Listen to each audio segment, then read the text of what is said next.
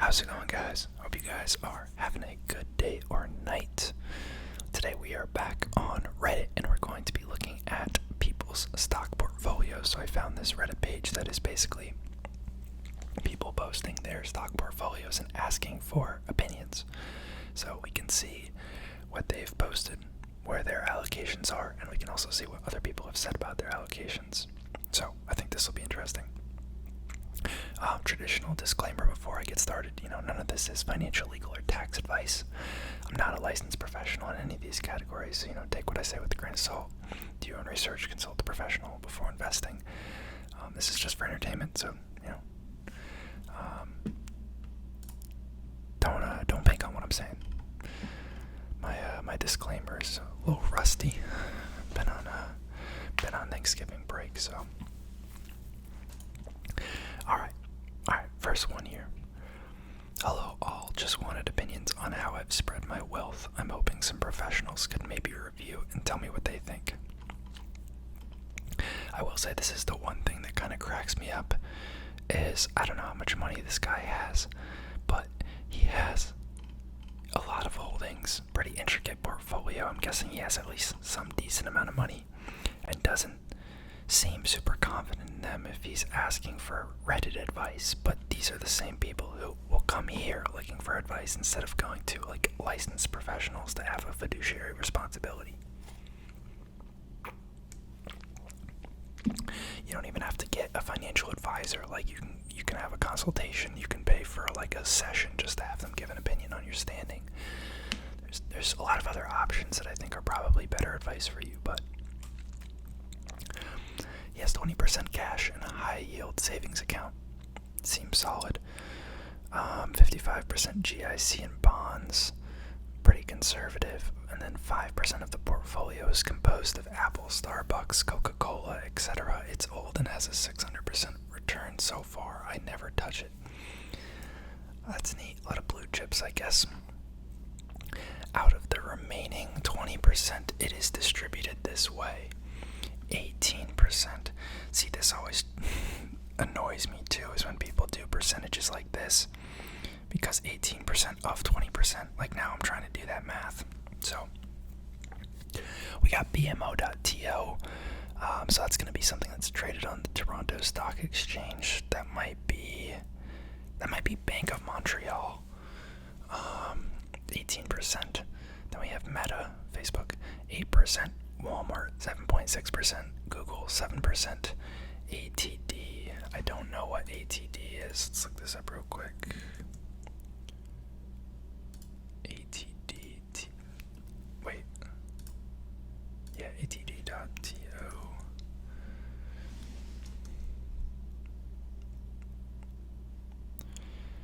What is that? I'm not sure. Okay, whatever. S&P 6%, that seems pointless. 6% of 20%. Yeah, 1.2% of his portfolio is in the S&P 500. That's outrageous. Let's see. 5%, that's Nintendo, I'm pretty sure.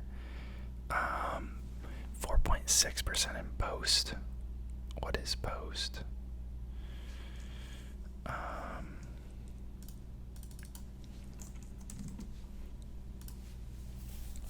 Post Holdings. It's like a consumer packaged goods brand. Okay, I've seen that logo before. Rachel Ray, 9 Lives, Kibbles and Bits. Honey Bunches of Oats. Okay. Yep. CVX. Is that Chevron? Damn. I really don't know as many of these as I thought I did. Yeah, Chevron. AP'd. Okay. Alright. So he's clearly Canadian. Allied Properties Real Estate Investment Trust. Interesting. Taiwan Semi, Crocs. Not gonna look that up. Alibaba. Not sure what those are.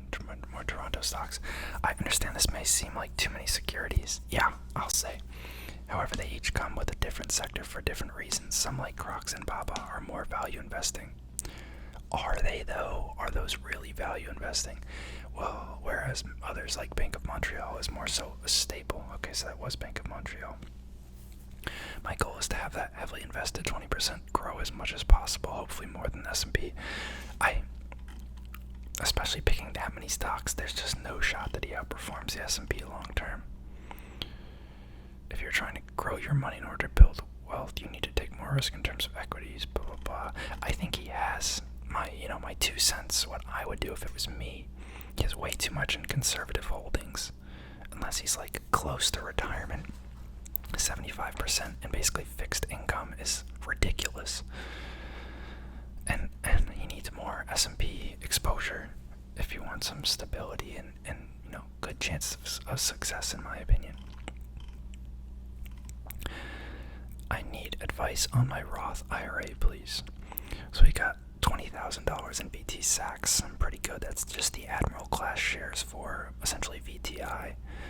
Then we have about 5.2K in Vanguard Emerging Markets, VMMSX. 5.8K in Vanguard Global Equity Investor. I don't know what that is. VHGEX. They probably have ETFs. Yeah, they do have ETFs on here. Oh, it's some high yield fund. I see we got 10% yield here. Yeah, open-end equity mutual fund. Okay. Yeah. I mean, that is actually pretty good performance, but yeah, I don't know. The high dividend ETFs to me only work in certain scenarios. Seems like you're chasing yield too much in those scenarios, and I think it'll often cost you in most scenarios. And then what is this at the bottom? ACREX. See, this is what I mean. Like, people have the right general idea, and then they'll just have like JEPI and other stuff that have like 10% yield, and it's like, that's not really, I don't know, not really where I would go with that. Another open-ended fund, professionally managed, Acre Capital Management. Again, like, has done well, but it's like mostly fin and tech. I don't know. It's mostly MasterCard. Constellation is actually a neat company. Moody's is an interesting holding. I don't know. American Tower has not done that well. You guys know that if you follow my dividend portfolio vid. Brookfield's big real estate company. CoStar. O'Reilly, that's an interesting one. I don't know. I'm just not a fan of managed funds. I mean, if you can catch them while they're hot, you can do well, but I don't think that's really that much better than the S&P, if at all. And you're taking on so much more risk and paying a 1.3% expense ratio. Overall, he's doing fine, though. Mid-20s portfolio, what's next? Hi all, I'm looking at my portfolio and I don't really know how to approach the next level of my investing. I try to max out my 401k every year and I have the following portfolio. Okay, VF, I'm gonna grab my phone so I can look these up quickly without having to change the tabs back and forth. VFIAX. I think that's just the S&P 500. Yep. Okay, that's fine. VMGMX. Mid-cap growth. That's fine too. Pretty much most of the broad Vanguard funds, even if they're catered a little bit towards a certain, subsector of the market, generally do pretty well and are pretty safe bets. VWIGX is Vanguard International Growth. Pretty solid. VW. I personally haven't cared enough to get any international exposure, to be honest. But that may change as my investing approach kind of gets more conservative as I get older. And then VWUSX is Vanguard US Growth Investor.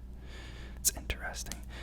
VBLTX 1% to monitor bond behavior because I don't understand it very well.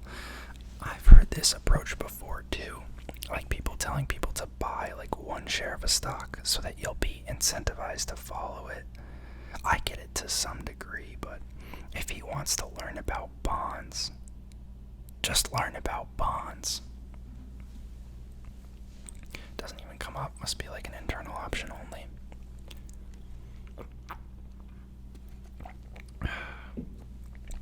The rest, 41.7% is in the company I work in because they have good outlook, in my opinion. That is a very concentrated portfolio. The way I look at it, I don't really want that kind of exposure because let's say something happens. Company starts to lose market share. They get a big lawsuit. They have a big recall. Something happens to the company. First of all, the stock's going to crater, which is going to obliterate that 41% of your portfolio. And second of all, you might get laid off. And to have both of those occur at the same time and, to have such a significant impact, I don't know. It's too much risk for me. I consider the risks fairly low with diversified funds. Sure, but 41.7% of your portfolio is really not in diversified funds. Is my portfolio glaringly flawed? I don't know. I mean, I guess it really depends where you work. Maybe he works at like a company that's actually fire and I just have no idea what I'm talking about. I don't know. Rate my portfolio, 31 years old. He's got about 130 grand saved. Pretty good. He's got 69 grand pause in an S&P 500 index fund. He's got about 5 grand in a small cap index fund, 15.9k in a mid cap index fund, and 8.3k in an emerging markets fund, and then 30 in international. That's fine. I mean, I think people overcomplicate a little bit when they try and like do little segments of the market, but they just like buy them all. Like the S&P 500 is mainly large cap. The mid cap and small cap funds are, respectively for mid caps and small caps. And then he has emerging markets and international. I feel like to some degree a mix of VTI, maybe a small and mid-cap value fund, and then just like VXUS would encompass all of those in a much simpler way, but that's just me. I don't think his approach is bad, but I think it also can make rebalancing and withdrawals a little more, tricky, or seem a little more daunting because you have way more levers to pull. Advice from my Roth, 22 years old. He's got a lot of money. Good for him. VOT, is that technology fund? Let me look that up. VOT mid-cap growth, okay. VYM, that's a dividend ETF at Vanguard. QQQM. Is that a Yahoo Finance is telling me that that's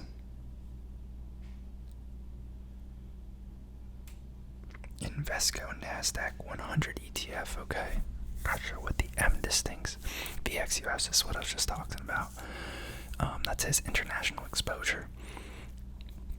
VXUS just stands for Vanguard, and it's an international fund excluding the US, so XUS. And he's got some Tesla. I think that's fine, honestly. you want to have the Tesla in there. That's fine.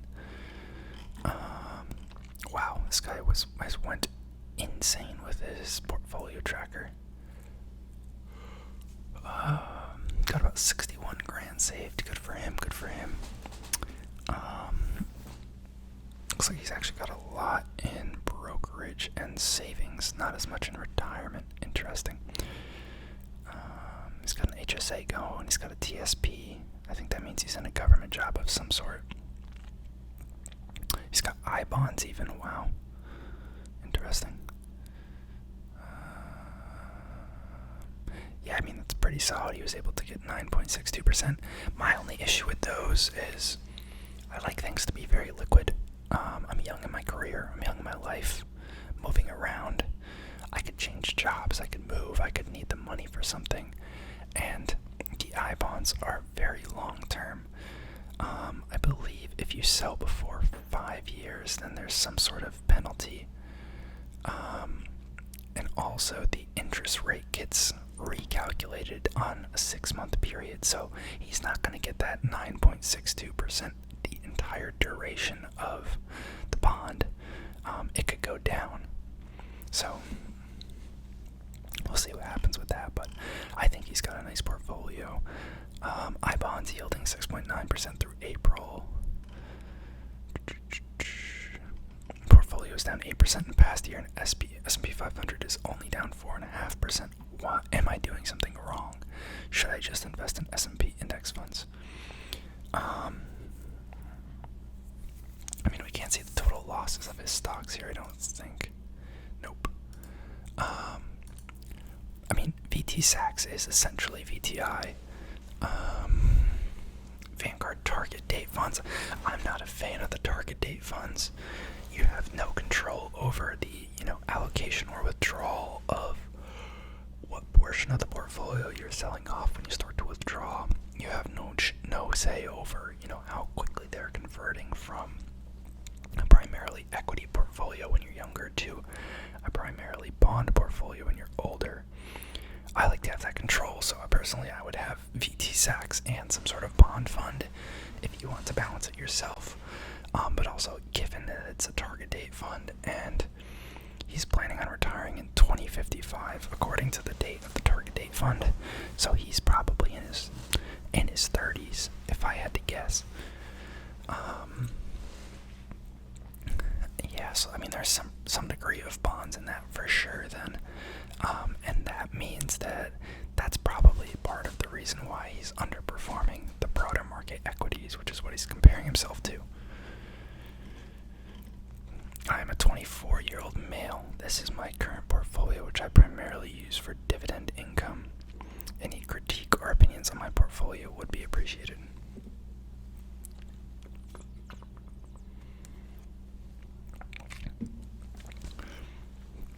I'm always curious when people say they use their dividend portfolios for income and they're like early 20s. I mean, I have a dividend portfolio that I do on the channel. It's kind of more for fun. I'm not like using those dividends for anything, and I think to get to the scale where the dividends can actually make a difference in your life, especially when your portfolio is very young, is it really making an impact? I don't know. This guy's got, let's see, probably 50 grand. Yeah, probably 50 grand. So if we have 50K, let's just assume he's getting, let's look at these stocks. Let's assume he's getting 3.5%, which might be generous because his biggest holdings are Apple and Meta. Actually, let's give him 3%. That's $1,500 a year or $125 a month, and I'm probably overselling it a little bit. So, if you like dividend stocks, that's fine. I find them very interesting. I find them neat. And I like the principles of it, but people who say they use it for dividend income, is $120 a month really, does that really matter to you?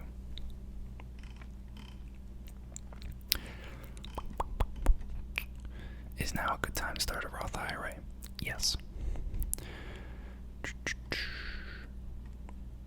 18% Apple, 12% clean energy,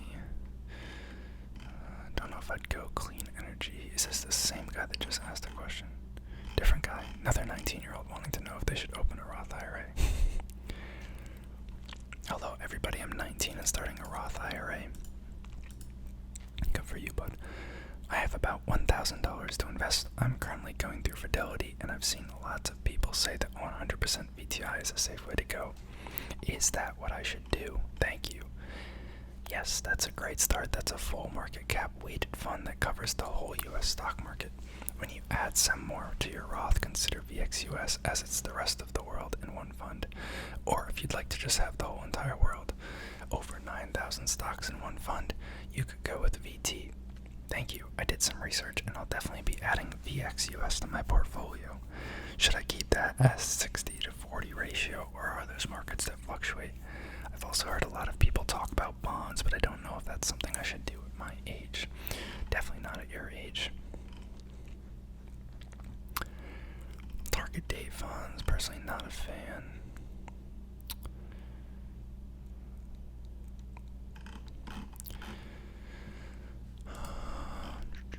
Most of these are actually pretty conservative portfolios, which is interesting. Oh, and then here's Bitcoin. Okay. 14% of his portfolio in Bitcoin, 38% in cash, 15% Ethereum, 10% in VU, which is good. Excuse me. And then we have about 15% in tech stocks. Not the best portfolio in my opinion.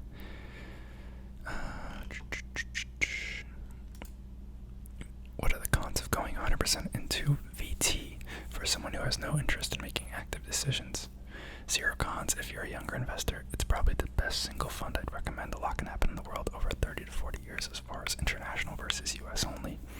Just take the worrying out of the equation with the single fund and get on with your life. If the US still outperforms, you'll still reap most of those gains. Yeah, I don't know. Maybe I need to evaluate adding some VT or VXUS, but I don't know. I feel like just historically, the rest of the world, if you're not picking specific countries, have had a hard time in general ever beating the US. But I could be wrong. I haven't done too much research on that. But alright, I'm going to get out of here. Let me know what you guys think. Let me know what your retirement portfolios look like. I'm thinking these ones are pretty conservative, so I'm honestly pretty impressed. But drop a comment. Thank you guys for watching, and of course, I'll see you next time.